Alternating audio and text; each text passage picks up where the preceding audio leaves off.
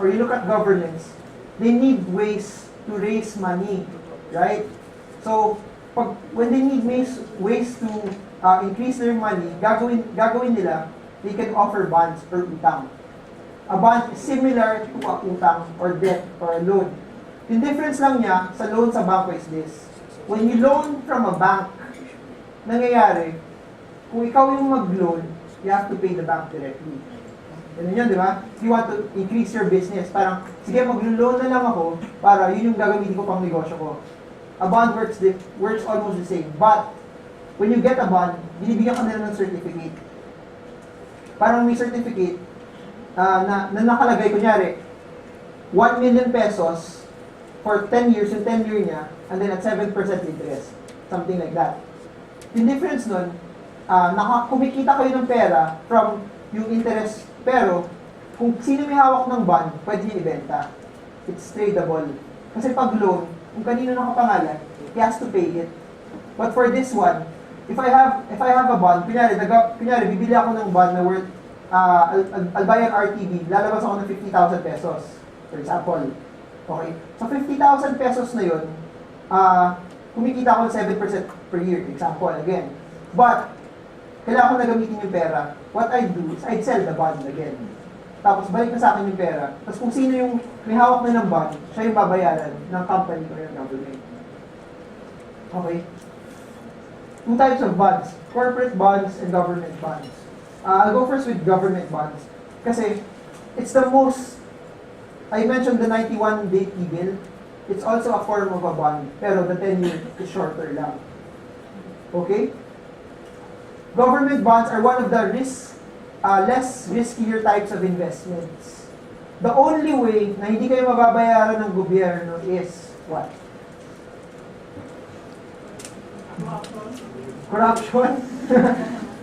Could it, ha? Kung magka-girlfriend daw si Noynoy, yun na. Anyways, the only way na hindi mababayaran yung bond is ng government, kung malugi yung government. Which is impossible to happen naman. Kasi government have two ways to raise money. Number one, they increase taxes. Or number two, they inflate the money. Yung inflation, it's a government's way also to keep the economy in check. Eh. The way they inflate money is this. Magpiprint lang sila ng magpiprint ng pera, dadami sa circulation, tataas yung inflation. 1 million. Or babawasan na yung reserve requirements sa banko, tapos instead of mag-invest yung tao, mag-inflate yung pera. Something like that. So, it's one of the lesser types of lesser risk investments. Okay? But my question is this, why are people investing in this? It's really low risk. Di ba? Nakita niyo ba malulugi yung gobyerno natin next year? No. Di ba? Think about it. It's risk-free. Risk-free. Kaya siya ginagawang benchmark because of all types of investments because the government needs to be paid and the government will pay you. Kasi gagawin na din naman ng government is pag wala siyang pambayad sa'yo, mag-open siya ng bagong bond ulit. Tapos, yun yung gagawin niya pambayad sa inyo. Pero yun, it's risk-free, it's low risk. I'll show you the returns later. Corporate bonds, also the same way, but it's not risk-free naman. Pwedeng hindi kayo mabayaran. Okay? O nag-invest kayo sa corporate bonds. That's why you have to look at the company. You have to look at the track record of the company. Kung may history sila na hindi sila nagbabayad ng bonds, why would you go for them? Okay? For example, when you look at the bonds, may example pala ako. When you look at the bonds of different companies, the more prestigious the company, mas mababa yung interest rates nila. Thus, the more hindi masyado sikat yung company, mas mataas yung bonds na binibigay nila. Why? Kasi alam ni Ayala na pag naglabas ako ng bonds, usually ganyan, pag naglabas sila ng bonds, the first week ubos, the first 2 days ubos yan. Kasi people know, once Ayala expands a project, kasi gagamitin din naman nila to expand their business eh. Na, may nakita na ba kayong Glorieta na nalugi?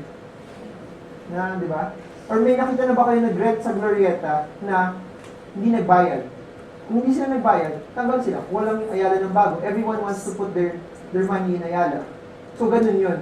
Yun ang ginagawa. You check for companies that have a good track record. But if you're medyo mas risky kayo, go for companies na hindi masyado kasing prestigious ng Ayala, ng Globe, gano'n. Where can you get them? You can get them from banks and financial institutions. For example, for RTBs, for retail treasury bonds, yun yung inalo ng government for retailers. It's not that high. So, pwede kayo, every time they issue, lalabas naman sa newspaper yun, or you can call your bank. Kasi, when you go to the banks, hindi nila offer kagad yan eh. Hindi nila offer yan. Kasi gusto nila, ilagay nyo sa time deposits yung pera nyo. Why? Because, when every time you invest your money sa banks, ganito gagawin nila. Yung pera mo, na-invest mo sa time deposit, lalagay nila dito. They're gonna put it here. Kasi they had a study, we have 4.3 trillion pesos in savings accounts and time deposits. Think about that. Tapos they have a study na yung mga nag-i-invest doon, hindi naman nila ginagalaw yun for 20 years, 30 years, 15 years, 10 years, gano'n. So if you're not using your money for 10 years, why not put it here? Diyan din nilalagay yung bangko eh. Diba? Is it risky? It has lesser risk than investing in the stock market or derivatives or forex or commodities, but it gives you the stability and it gives you more earnings. So whenever they offer it, you can go to the banks and just ask them, a retail treasury bond is this. 5,000 lang yung minimum niya. 5,000 pesos. And everyone does not, di alam ng tao na 5,000 yung ano nun, yung minimum to invest in it. Kasi for some banks, they offer 50,000, 100,000, 500,000. But the lowest is 5,000 pesos. So you can easily avail of it. So every time mag-issue ng RTBs yung government, you can go to that. I got RTBs latest yata last year, 7.2% for 10 years. It's still better than banks. Triple yun ng time deposit. 7.2%. So I have something that has a lesser risk but guaranteed payments. Think about that, 7.2. If kung di nyo ginagalaw time deposit, you put it here. Diba? If it's above and the thing with this, since it's tradable, you can easily liquidate it. So pag may emergency kayo, pwede nyo bet na yung bonds. So, punta lang kayo sa bank, sabihin nyo you want to liquidate your bonds, bank ko bibili sa inyo. Ganun lang yun. Pero, expectation, hindi siya parang ATM na pag may sale, ganun lang kayo, lalabas na kayo.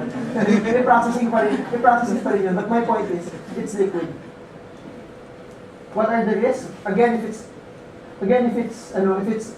something that you can't sleep on at night, then don't go for this. Kung tingin nyo malulugin Pilipinas next year, huwag na kayo mag-government bonds. But for corporate bonds, look at the company.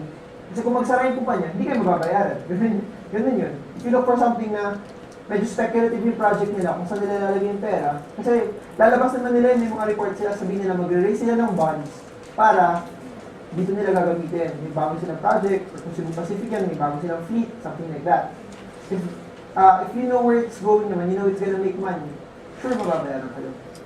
Diba? It's not 100% sure, but the likelihood, if it's a good company and a good project, mababayaran yung bonds. What are the returns? These are some examples lang. You can take a look at it. So, there, while I drink.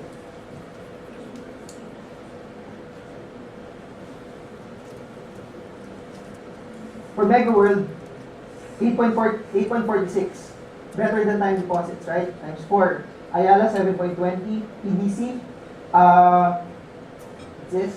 it's an energy company of the Lopez's, 9.33. Philinvest, 8.46. The government bonds, 8.60. Tignan nyo to. Ayala offers at 7. Mega World and EDC at 9. Kasi, mas stable ang Ayala, mas popular ang Ayala, mas kilala na sila of giving good bond payouts. So you see the difference? At 9%, my gosh, ito yung isa sa mga stocks na hinawakan ko for a long time, you get 9% per year. Diba? Ba't yung palalagay sa time deposit if it's tradable naman? Tail of the tape in summary for bonds. It's a low risk investment.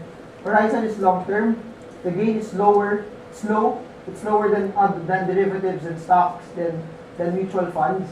The minimum is 5,000. Availabilities from governments and corporations. Where can you get them? Banks and financial institutions. Is it guaranteed? The government issued ones, yes, but corporate ones, no. Earnings are variable depending on the bonds that you get. But it won't go as far as, siguro, you get something around 6% now, 6, 7, and the most siguro 9 or 10 din. You won't get mga 20%, 18% that they had before. Pero it's still good, the time deposits, right? Stocks. This is my favorite kasi I like stocks eh. And stocks likes me. So, a preview lang for those that haven't been. Sino nag sa stock market dito? 1, 2, 1, 2, 3, IT industry. Anyways, preview